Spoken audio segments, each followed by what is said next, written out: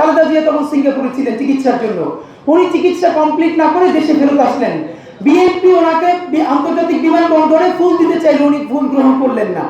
আবারও বলছি, ইনক্লুসিভ বাংলাদেশ চাই, এই বাংলাদেশে সকলের মালিকানা চাই, কিন্তু সেই বাংলাদেশে শাহবাগের বিচার করে তারপরে রিকনসিলিয়েশনে যেতে হবে। আমরা বলেছি যেই ফ্যাসিবাদ, যেই শাহবাগ বাংলাদেশে পুরো বিচার কাঠামো, আইন কাঠামো ধ্বংস করে দিয়ে একটা ব্যর্থ রাষ্ট্র তৈরি করেছে, বাংলাদেশ রাষ্ট্র ধ্বংস করে দিয়েছে, সেই শাহবাগের বিচার করতে হবে। আমরা বলি নাই সেই শাহবাগকে ফাঁসি দিতে হবে। জুলাই শুরু হলো, আপনি কি, আমরা তো এটা স্পষ্ট করে বলতে চাই, এই শাহবাগ না হলে কোনোদিন শাপলা হতো না। এই শাপলায় খুনি হাসিনা যদি রাতের আধারে শত শত লাশ গুম করে দিয়ে সেটাকে হজম করার সাহস করতে না পারতো, সেইটাও না হলে পরবর্তীতে আয়নাঘর, গুম, খুন, হত্যা, নিপীড়ন থেকে শুরু করে জুলাইয়ে লাশ পড়িয়ে দেওয়ার সাহস সে করতো না। কারণ সাপ্লাই সে সাহস সঞ্চার করেছিল, এভাবে মারলে, এভাবে লাশ ডাম্পিং করলে তাহলে সবকিছু নাই করে ফেলা যায়। নতুন বাংলাদেশে আপনাদেরকে আমাদের ছাত্র উপদেষ্টারা নতুন করে বলতে চায়, শাহবাগ যেটা করেছে, জুলাই যুদ্ধে অংশগ্রহণ করে সেটা কাফারা করেছে। সে আবার ফ্যাসিবাদ কায়েম হলে যাদের বিদেশ যাওয়ার ব্যবস্থা নাই, এখন ধরেন আমি বললাম আমি না হয় বিদেশ গেলাম, সেই যাত্রাবাড়ির আড়তদার মাছের, যে তার প্রতিদিনের ৫-১০ হাজার টাকার মাছ বিক্রি না করে মাদ্রাসার, কওমি মাদ্রাসার ছেলেদের ব্যাগের মধ্যে ভরে দিয়েছে যে এইখান থেকে আপনারা মাছ নিয়ে যান, যাতে আপনাদেরকে মাছের পাইকার মনে করে, ওপাশে গিয়ে আপনারা সেই মাছ কোনো গরিব মানুষদেরকে দিয়ে দিয়েন। এই যে মাছের আড়তদারের আন্দোলনে অংশগ্রহণ, সে কোন বিদেশে যাবে? এই যে রিক্সাওয়ালা, ভ্যানওয়ালা, খেটে খাওয়া মানুষ, গার্মেন্টস শ্রমিক, সে কোন বিদেশে যাবে?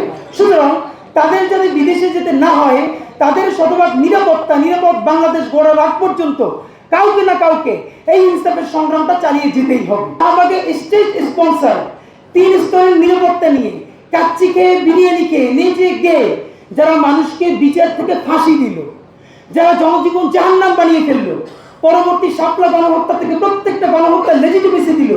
বেগম খালেদা জিয়া যখন সাইদি সাহেবের রায়ের পরে ৭০-এর অধিক মানুষকে পুলিশ পাখির মতো গুলি করে হত্যা করলো, বেগম খালেদা জিয়া তখন সিঙ্গাপুরে ছিলেন চিকিৎসার জন্য। উনি চিকিৎসা কমপ্লিট না করে দেশে ফেরত আসলেন।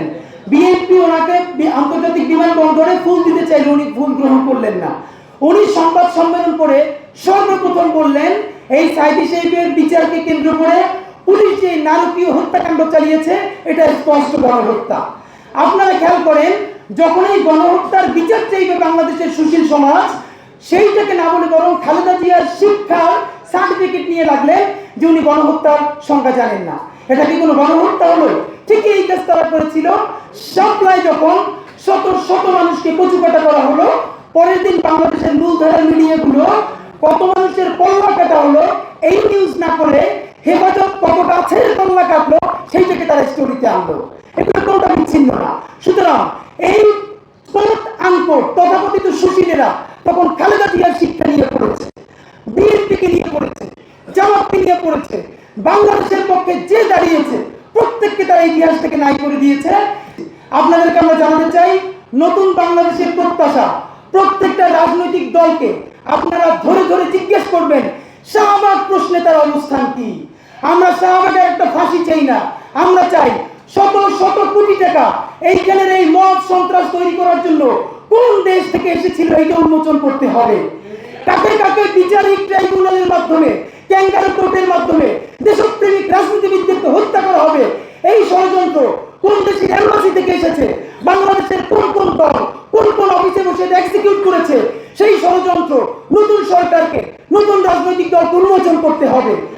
আমরা বলতে চাই, রিকনসিলিয়েশন মানি নতুন বাংলাদেশ চাই, তবে ইনক্লুসিভ বাংলাদেশ প্রশ্নে হিন্দুত্ববাদী আগ্রাসন মানি না।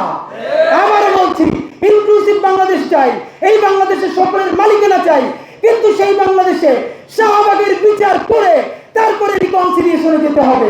বাংলাদেশ জিন্দাবাদ, ইনকিলাব জিন্দাবাদ।